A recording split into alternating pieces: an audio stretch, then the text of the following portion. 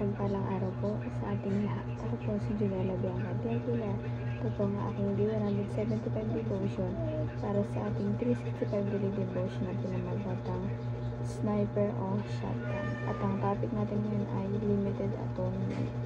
Sabi po dito yung concept na Limited Atonement, better understood as particular redemption, is the Reformed doctrine that Christ's death was specifically intended to save the elect, those whom God, in His sovereign grace, chose before the foundation of the world. This doesn't mean the power of Christ's sacrifice is limited. It is infinitely sufficient, but that its saving effect is intentionally applied to a particular people. Jesus did not merely make a salvation possible for everyone.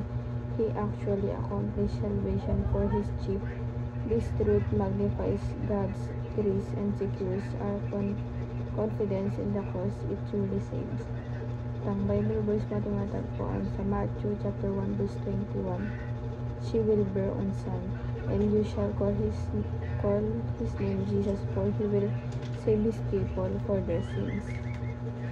Siya'y manganganak ng isang lalaki, at ang pangalang itatawag mo sa kanya ay Jesus, sapagkat ililigtas niya ang kanyang bayan sa kanilang mga kasalanan.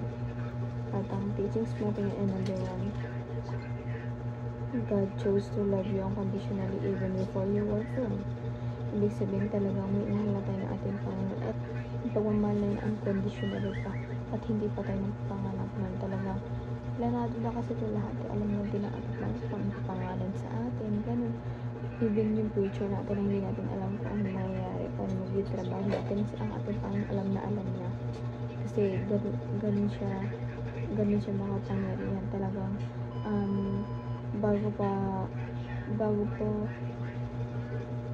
bago pa mangyari, alam na ng ating Panginoon. And number 2 po, Jesus died specifically for you to save you 2,000 years ago.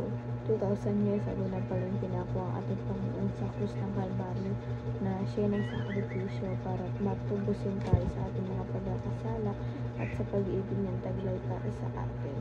Talagang nagsakripisyo siya ng kamatayan para lang maligtas tayo at mawaksi yung kasalanan natin. Talagang linisin yung pagkatao natin at maging banal tayo sa paningin natin ng ating God. And number 3 po, the Spirit converted you and sealed you to accomplish with what God had already planned.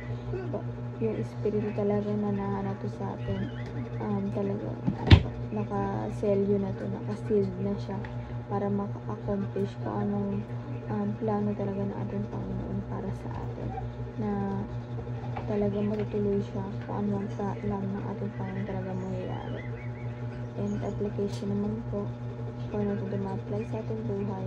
Appreciate your salvation, which is based purely on grace.